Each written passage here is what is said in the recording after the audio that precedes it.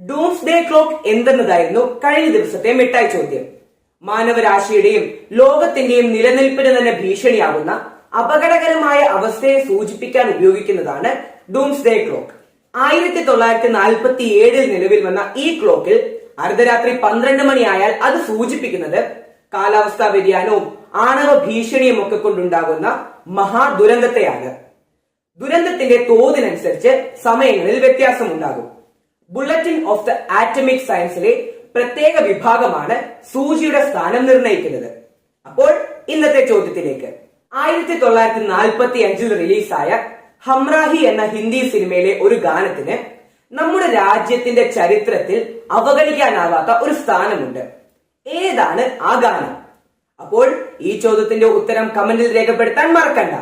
Doomsday clock എന്തെന്നതായിരുന്നു കഴിഞ്ഞ ദിവസത്തെ മിഠായി ചോദ്യം. മാനവരാശിയുടെയും ലോകത്തിന്റെ